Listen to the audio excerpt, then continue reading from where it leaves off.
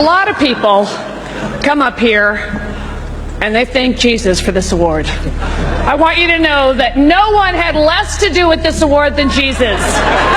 He didn't help me a bit. If it was up to him, Caesar Milan would be up here with that damn dog. So all I can say is, suck it, Jesus, this award is my God now! Some people don't just reject Jesus. They mock him publicly, daring heaven to respond.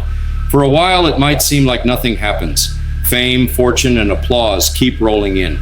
But history is full of eerie stories where those words didn't just echo into the void. They seem to boomerang back with devastating force. From Hollywood red carpets to world political stages, from platinum-selling musicians to heads of state, these figures openly ridiculed Christ, waved off God's authority, or even declared themselves greater than him. And in each case, what followed was a shocking unraveling.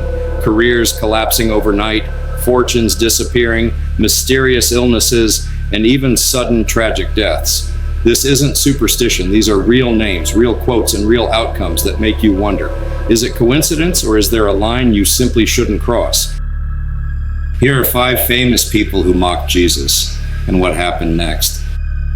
1. Kathy Griffin.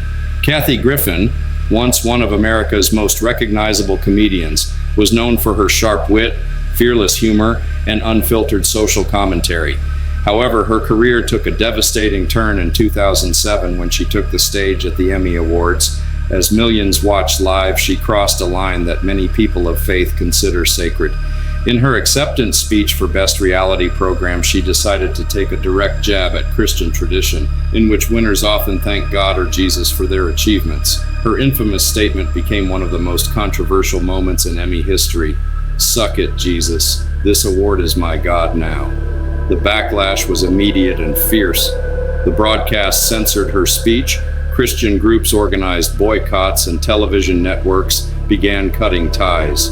Griffin lost sponsorship deals, was banned from several shows, and her annual CNN New Year's Eve hosting job was canceled. Her career spiraled downward, compounded by later controversies, such as the infamous photo of her holding a fake severed head of Donald Trump. Federal investigations, mounting legal fees, and relentless harassment followed. In 2021, she announced she had lung cancer, despite never having smoked, adding to years of PTSD, depression, and personal loss. For many, Griffin's life became a cautionary tale about what can happen when pride and irreverence toward the sacred overshadow humility. 2. John Lennon. In March 1966, during an interview with the London Evening Standard, Beatles frontman John Lennon made a statement that would follow him for the rest of his life. "Christianity will go. It will vanish and shrink. I needn't argue about that. I'm right, and I will be proved right. We're more popular than Jesus now." At the time, Lennon saw it as a casual observation about religion's decline in the West, but many perceived it as outright blasphemy. The backlash was swift and fierce. In the United States, particularly in the Bible Belt, radio stations banned Beatles songs, and public Beatles bonfires were held where fans burned records and memorabilia. Although Lennon later issued an apology explaining that he never meant to compare himself to Jesus, the statement permanently stained his image among many Christians. His life after that remark took a darker turn: strained relationships, battles with drug addiction, and increasing paranoia. On December 8, 1980, Lennon was gunned down outside his New York apartment by Mark David Chapman, a man who later admitted he was deeply disturbed by Lennon's "more popular than Jesus" comment. To this day, the statement remains one of the most controversial moments in music history. 3. Marilyn Manson. Marilyn Manson, born Brian Warner, rose to fame in the 1990s as the face of shock rock, crafting an image drenched in controversy, darkness, and deliberate blasphemy. Known for shredding Bibles on stage and using satanic imagery in his shows, Manson once made a chilling declaration: "I am the God of F. If Jesus was alive, I'd crucify him again." For years, he thrived on pushing boundaries and offending religious sensibilities, gaining a cult following while becoming one of the most hated figures in Christian communities. But as the years passed, the stage persona began to bleed into his personal life.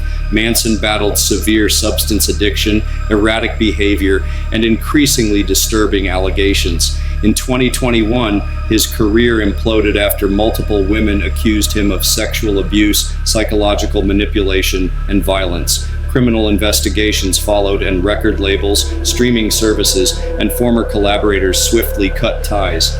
Once headlining arena tours, Manson found himself blacklisted in the music industry, reduced to rare small venue appearances and legal battles that overshadowed his music. The man who once mocked Christ from the stage now faced a collapse so complete that it left even some of his most devoted fans questioning the cost of his rebellion. Shtvrti, Elon Musk. Elon Musk, hailed as the genius of our generation, often used his platform to belittle religious faith. In interviews and tweets, he dismissed belief in God as primitive superstition, claiming that science and technology could solve all human problems. No force, not even God, can stop my vision. Musk cultivated an image as a messiah of the future, seeing himself as above moral and divine accountability. His rise brought him immense wealth, but also arrogance that many believe invited disaster. Scandals, lawsuits, and personal breakdowns followed. Musk faced allegations of misconduct, market manipulation, and toxic workplace culture. His fortune plummeted, boycotts grew, and public opinion turned sharply against him. The personal toll was immense. He suffered from insomnia, anxiety, and the tragic loss of his infant son. For critics, Musk's struggles underscored the message that divine justice spares no one, no matter their power or intellect. Cinquième Katy Perry. Katy Perry, born Catherine Hudson to Pentecostal pastor parents, grew up immersed in church life, singing gospel music and attending Christian schools.